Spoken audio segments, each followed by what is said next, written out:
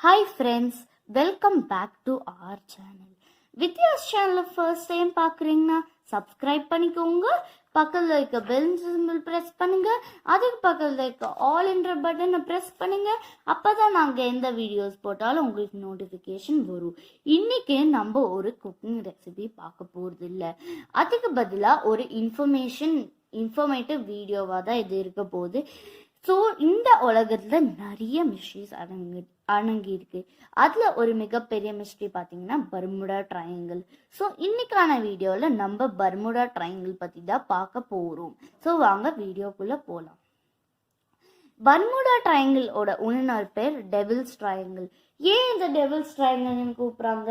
ஏன்னா இதில் நிறைய அன்சால்வ்ட் அண்ட் அன்எக்ஸ்பிளைன்டு டிஸப்பியரன்ஸ் நடந்திருக்கு. அதனால தான் இது நம்ம பார்த்தீங்கன்னா டெவில்ஸ் ட்ரையாங்கிள்னு கூப்பிடுறோம். பர்முடா ட்ரையாங்கிள் எப்படி ஃபார்ம் ஆகுதுன்னு பார்த்தீங்கன்னா பர்முடா, ஃப்ளோரிடா, பியூட்டோரிக்கோ இந்த 3 இடத்தையும் நம்ம கனெக்ட் பண்ணி ஸ்பேஸில் போய் பார்த்தோன்னா நம்மளுக்கு வந்து பார்த்தீங்கன்னா ஒரு ட்ரையாங்கிள் ஷேப் கிடைக்கிது.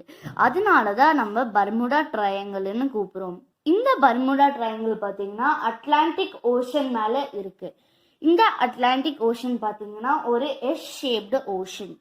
இந்த பர்முடா ட்ரையாங்கிளுக்கு மேலே ஏரோப்ளேன், ஷிப், போட், சீப்ளேன் என்ன போனாலும் டிஸப்பியர் ஆகுது.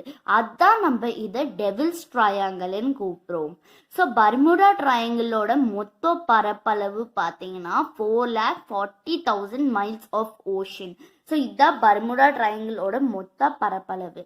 ஸோ நம்ம அப்ராக்சிமேட்டாக 100 இயர்ஸில் நம்ம வந்து 1000 லைஃப்ஸ் கிட்ட நம்ம லூஸ் பண்ணியிருக்கோம். அண்ட் பர்முடா ட்ரையாங்கிள் பார்த்தீங்கன்னா நிறையவே ஸ்டோரிஸ், புக்ஸ் வந்திருக்கு, மூவிஸ் அந்த மாதிரி நிறைய வந்திருக்கு. நீங்கள் ஸ்க்ரீனில் பார்க்குற இந்த ஸ்டோரி புக் தான் ஒரு புக்கு. ஸோ இந்த மாதிரி நிறைய புக்ஸ் வந்திருக்கு, ஸ்டோரிஸ், மூவிஸ் வந்திருக்கு. ஆனால் எதுலேயுமே மென்ஷன் பண்ணல எப்படி இது டிஸப்பியர் ஆயிருக்குன்னு யாருக்குமே இன்னைக்கு வரைக்கும் தெரியல. ஸோ இப்போ வாங்க இதில் காஸ் ஆன சம் இன்சிடென்ட்ஸை பற்றி பார்ப்போம். ஸோ 1945 ஜூலை 9th 7:07 PM பார்த்தீங்கன்னா நேவல் ஏர் ஸ்டேஷன் ஃப்ளோரிடா டிசைட் பண்ணுது நம்ம வந்து பனானா ரிவர் டு யுக்ஸ்மா பஹாமஸ் இந்த இடத்துக்கு வந்து நம்ம ஒரு ட்ரெயினிங் ஃப்ளைட்டை அமுச்சுடுவோம். அது வந்து பார்த்தீங்கன்னா கிளம்பிருச்சு.